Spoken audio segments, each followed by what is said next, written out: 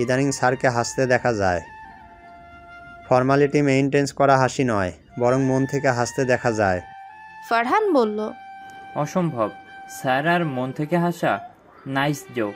Steve বলে, আমি একবার দেখেছি, যদিও ভ্রম ভেবে তেমন পাত্তা দেয়নি।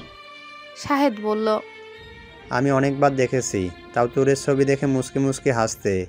ফারহান এখনো বিশ্বাস করতে পারছে না। শাহেদ ফারহানের বাহু চাপড়ে বলে, সামনে আরও দেখবি। আপাতত ফেলে রাখা কাজগুলো গুছিয়ে নিতে হবে। আর 15 দিন বাকি, এরপর শান্তি আর শান্তি। তুরের একটা গান শেষ হতে না হতে সবাই আরেকটার গাইতে বলল।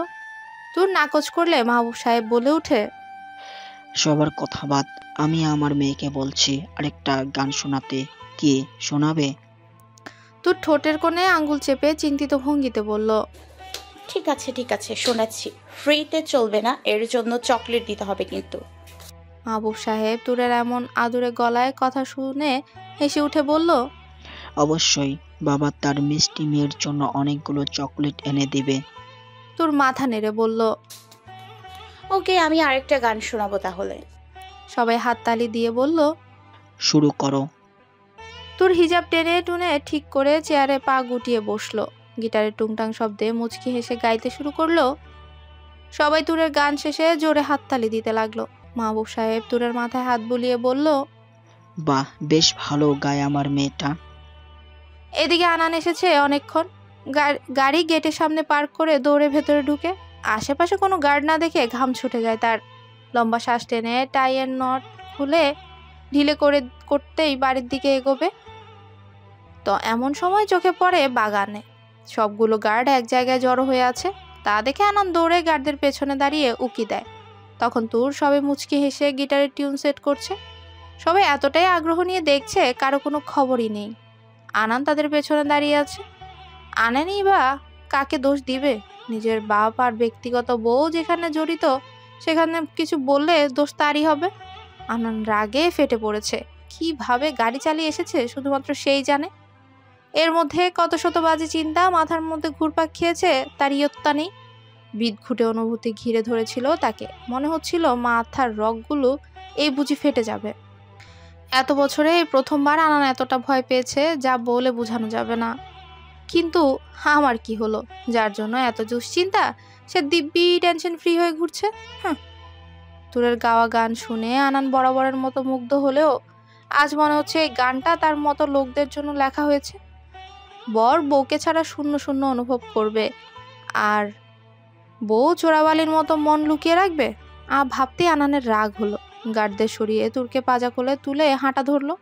এদিকে সবাই প্রায় বাকরুদ্ধ। হঠাৎ এমন কিছু হবে কেউ আশা করেনি। আনেনি বা কি কখন এসেছে তুর নিজেও আশা করেনি। মাহবুব সাহেবের চোখ জোড়া খুলে পড়ার জোগাড়। অন্যদিকে নবাব সিরাজউদ্দৌলা পারছে না মাটি খুঁড়ে ভেতরে লুকাতে। স্যার দেখে ফেলেছে, তার মানে সর্বনাশ। তোর মুখ ফুলিয়ে বসে আছে। একটু আগে আনান শুধু তাকে ধমকে সুরে বলেছে, মোবাইল রেখে কেন বাইরে গেছিলে? কত টেনশনে ছিলাম আমি, তুমি জানো? কতগুলো কল দিয়েছি দেখো। ব্যাস এইটুকুই। এরপর আনান আর রাগ ধরে রাখতে পারেনি। তুরের সামনে হাঁটু কেড়ে বসে দুহাত নিজের মুঠোয় ধরে নিয়ে বলল, টেনশন হয়তো, কেন বুঝো না? তোর মুখ ফুলিয়ে বসে আছে। তীব্র অভিমানে মন মুখ ভার হয়ে গেছে তার। এর মধ্যে আনানের আদরে গলায় বলা কথা শুনে আরো বেশি অভিমান হলো। অভিমানে হাত ঝাড়া দিয়ে ঘুরে বসলো। ইতিমধ্যে চোখ জোড়া টলমল করছে। আনান তুরের অভিমান বুঝতে পেরে চোখ মুখ কুঁচকে ফেললো। কি করে ফেলেছে? কোথায় বউয়ের মন জয় করবে, উল্টো বউকে রাগিয়ে দিয়েছে। আনান পারছে না নিজের মাথা নিজে ফাটিয়ে ফেলতে। দিল তো বউকে রাগিয়ে।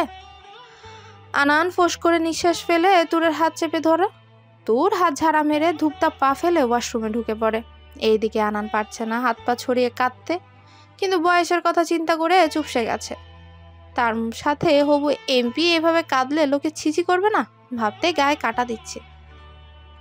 জগতের যত অভিমান অভিযোগ সব আপন মানুষদেরই ঘিরে হয়।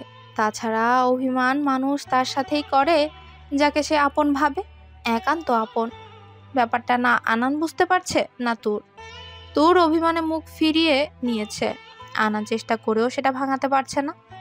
আদরিনী অভিমান এতটাই ভারী আর গাঢ় হবে জানা ছিল না। তুরের সেই ভারী অভিমানের আজ 2 দিন হলো। তুর আনানকে যথেষ্ট এড়িয়ে চলার চেষ্টা করছে। 2 দিনে নিজে চুল শুকানো, চুল বাঁধা থাকে শুরু করে কাউচে ঘুমানো কোনোটাই বাদ রাখেনি। আনান বাড়িতে যতক্ষণ ছিল তুরের পিছু পিছু ঘুরেছে। এই নিয়ে ভেতরে ভেতরে সবাই হাসাহাসি করলেও সামনে কিছু বলার সাহস করে উঠতে পারেনি কেউ। সুফিয়া আপাতত চুপ হয়ে আছে। সময় সুযোগ দুটোর জন্য ভেতরে ভেতরে মরিয়া হয়ে উঠেছে সে, যদিও সেটা কাউকে বুঝতে দিচ্ছে না। এদিকে মাহবুব সাহেব ছেলের পাত্তা না পাওয়ার ব্যাপারটা ভালোই এনজয় করছে। তিনি পারলে তুরকে আরো উস্কে দেয়। মাহবুব সাহেবের ব্যাপারটা আনান বেশ কয়েকবার লক্ষ্য করেছে। এ নিয়ে আনানের রাগ হলেও কিছু বলার নেই। তাদের বাবা মেয়ের মেলবন্ধন তার কাছে বেশ লাগছে। সন্ধে প্রায় ঘনিয়ে এসেছে, সবার নিরে ফেরার তারা। তার মধ্যে আনান নিজেও একজন। গাড়িতে বসে রাজ্যের টেনশন জুড়ে দিয়েছে সে। টেনশন বাইরের জগৎ নিয়ে নয়, বরং টেনশন তার ঘরের রমণীকে নিয়ে। শেষে সমাধান খুঁজতে খুঁজতে মাহেরকে কল দিল। এতদিন পর বন্ধুর ফোন পেয়ে টিপ্পনি কাটলো মাহের। বলল, কিরে বিবাহিত হবু এমপি, কি খবর? আজ হঠাৎ অবাজ্ঞার কল দেওয়া হচ্ছে, বউ মারছে নিশ্চয়ই। মাহেরের কথায় চোখ মুখ কুচকে ফেললো আনান। এই ছেলেটা যখনই মুখ খুলে তখন বিরক্তিকর, ফালতু আর চিপ কথা ছাড়া ভালো কোনো কথা বের হয় না। তাই আনান বিরক্ত নিয়ে বলল, ফালতু বকা বন্ধ কর। হ্যাঁ ভাই, এখন তো সবাই কথাই ফালতু মনে হবে। বিয়ে হয়ে গেছে বলে বন্ধুরা পর হয়, বুঝতে হবে। মুখ বন্ধ কর, নয়তো সিওর পদ থেকে বাদ দিতে দেরি হবে না।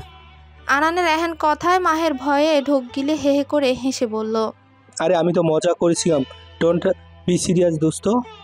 আপাতত মজা করার মুডে নেই। মাহের মুখ বেঁকিয়ে বিড়বিড়িয়ে বলল, মজা করে মুড জীবনে কখনো হয়েছে যে এখন হবে? একটা বড় সমস্যায় পড়েছি, সমাধান চাই। আনানের শেষের বলা কথা শুনে মাহের অবাক হলো।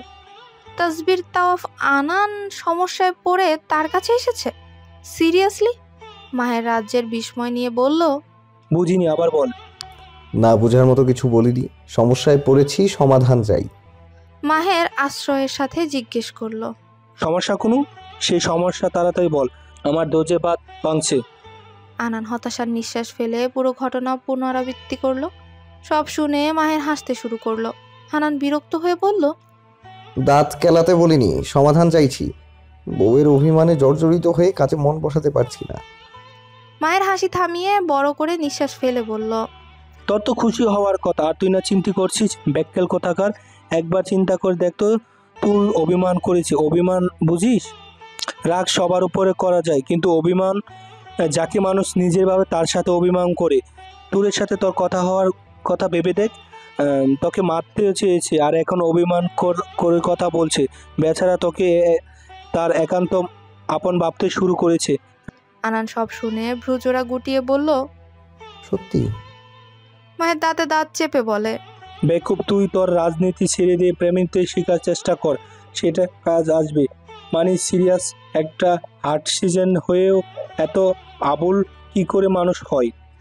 আনান দাঁতে দাঁত চেপে চিবিয়ে চিবিয়ে বলল, সকালে তোর টেবিলের উপর রেজিগনেশন লেটারটা যেন পেয়ে যাই, বুঝতে পেরেছিস? শুকনো ঢোক গিল মাহের। অতি আবেগী হয়ে গুনাগার মুখ দিয়ে এতগুলো কথা বলে ফেলেছে বুঝতেই পারেনি। এখন এই পাগলা এমপি খেপেছে। মাহে 7-5 ভেবে জোরপূর্বক হেসে বলল, এত সিরিয়াস হচ্ছিস কেন? তাছাড়া আমি তোর বন্ধু, এমপ্লয় তো নয়। অফিস টাইম হলে একটা কথা ছিল, অলরেডি তো 8টা বেজে গেছে। আর রইল কথা রেগ্রেশন। আমি এখনো পার্সোনালি লাইফে নিয়ে আলোচনা করছি, প্রফেশনাল কোনো কথা তো বলছি না। আমার মনে হয় প্রফেশনালের সাথে প্রফেশনালি ম্যাচিং ঠিক হবে, তাই না মাই ডিয়ার আনান? আনান বিরক্ত হয়ে কল কেটে দিল। এতটা সময় শাহেদ চুপ করে আনানের কথাগুলো শুনছিল। শাহেদ গলা খাকিয়ে বলল, স্যার, যদি কিছু মনে না করেন তাহলে একটা কথা বলি। আনান মোবাইল রেখে বলল, বলো। এতক্ষণ আপনার কথা শুনে যা বুঝলাম, তুর আপনার উপর অভিমান করে আছে। রাগ হলে ইনস্ট্যান্ট রাগ ঝেড়ে ফেলতো। তুর সবার উপর রাগ করতে পারে, তবে অভিমানটা গুটি কয়েক মানুষের ওপর করে, যেমন মাদার ক্রিস্টোফার, খ্যাতি, স্টেলা, ফাদার জারেড, আর এখন আপনি। আমার উপর একবার অভিমান করে মুখ ফুলিয়েছিল, যদিও সেটা বেশিক্ষণ স্থায়ী ছিল না। শাহেদ আর মাহের কথা প্রায় একই মনে হচ্ছে, তাই আনান নড়ে চড়ে বসে কপাল কুঁচকে বলল। আমার আজ দুদিন। শাহেদ মুচকি হেসে বলল, অভিমান ভাঙানোর চেষ্টা করা বৃথা, অন্তত তুরের ক্ষেত্রে। আপনি বরং এমন সব কিছু করুন যা তুরের পছন্দ। সেটা হতে পারে ওর প্রিয় জিনিস নেওয়া, কিংবা ওর সাথে বাচ্চামিতে মিতে ওঠা। তুর তৎক্ষণাৎ অভিমান ভুলে যাবে। আপনার মনেই হবে না তুর এতটা সময় অভিমান করেছিল। আনান কয়েক সেকেন্ড চুপ থেকে বলল। গাড়ি ঘোরাও শাহেদ। শাহেদ হেসে ইউটার্ন নিয়ে নিল। হলরুমে রাখা কাউচের উপর হাত পা তুলে বসে আছে তুর। এই কাউচটায় সবসময় সুফিয়াকে বসতে দেখেছে সে, আজ বেশ আগ্রহ নিয়ে বসলো তুর। মাজেদা খালা তুরের বসার ধরন দেখে হেসে উঠল। এতদিন এই কাউচের উপর সুফিয়াকে বসতে দেখেছে, আজ তুরকে দেখছে। কাউচে বসা সুফিয়ার মুখাবয় দাম্ভিকতা পরিপূর্ণ থাকতো, যার দরুন কাউচটাকে দেখতে অসহ্য লাগতো। কিন্তু আজ মাজেদা খালার কাছে মনে হচ্ছে একটা পুতুল বসে আছে। তুর হাত পা গুটিয়ে কাউচের উপর বসে টিভি দেখছে, কেমন আদুরে লাগছে তাকে। ভাগ্যি সুফিয়া এই সময় বাড়িতে নেই। জ্যোতি কিচেন থেকে হুড়মুড়িয়ে বেরিয়ে এলো, হাতে এক প্লেট পাকোড়া, তার সাথে সসের বোতল। তোর তখনও টিভির দিকে পূর্ণ মনোযোগী হয়ে তাকিয়ে আছে। টিভিতে মশা অ্যান্ড দ্য বেয়ার দেখাচ্ছে, যেখানে মশা বেয়ারের কাছ থেকে পিয়ানো শিখতে চাইছে, কিন্তু তার পিয়ানো বাজানো এতটাই খারাপ যে বিয়ার বিরক্তের শেষ সীমানায় পৌঁছে গেছে। তোর তা দেখে হাসতে হাসতে লুটুপুটি খাচ্ছে। যদি পাকোড়া তুরের সামনে রেখে আবারও কিচেনের দিকে ছুটলো। মাজেদা খালা একটা পাকোড়া তুরের হাতে দিতে দিতে বলল, তোর মা? তুর টিভি অফ করে সোজা হয়ে বসে বলল, জি খালা, বলো। মাজেদা খালা তুরের মাথায় হাত বুলিয়ে বলল, আনান বাবার উপর এখনো রাগ করে আছো? তুর মাথা নিচু করে মিনমিনে গলায় বলল, মাজেদা খালা হেসে উঠে বলল, ঠিক আছে, রাগ নয়, অভিমান করে আছো। কিন্তু কি বলতো, বরের উপর এত রাগ অভিমান করে থাকতে নেই। ওপরওয়ালা নারাজ হন। তাছাড়া ওই দিন তোমার কল দিয়েও পাইনি, তাই তো টেনশন করতে করতে বাড়ি অবধি চলে এসেছে। হয়তো ভেবেছে সোফিয়া তোমাকে আবার আঘাত দিয়ে কথা বলেছে। তোর মাথা তুলে বলল, তাই বলে আমাকে ধমকাবে? জানো খালা, আমাকে কখনো কেউ এভাবে ধমক দেয়নি তো, আমার তো কষ্ট হয় বলো। মাজেদা খালা তুরের ব্যাপারটা বুঝতে পেরে বলল, হয়তো না বুঝে দিয়েছে। তোর মা আনানের চিন্তা অস্থিরতা হয়ে এমন করেছে। তোমার আম্মা থাকলে সেও টেনশন করত। পুরুষ মানুষ নরম হয়ে কথা বলতে পারে কম, ভালোবাসা প্রকাশ করতেও পারে কম। আনানকে দেখো, তোমাকে এত ভালোবাসলেও কখনো কি বলেছে? তোর একটানা 4-5 বার মাথা নেড়ে বলল, হ্যাঁ বলেছে, আমাকে অনেক ভালোবাসে। মাজেদা খালা ঠোঁট টিপে হেসে বলল, তাহলে তো হয়েই গেছে। শাসন করে তারায়, সাজে সোহাগ করে যে। আনান যেহেতু ভালোবাসে, তাহলে সে রাগ করতেই পারে।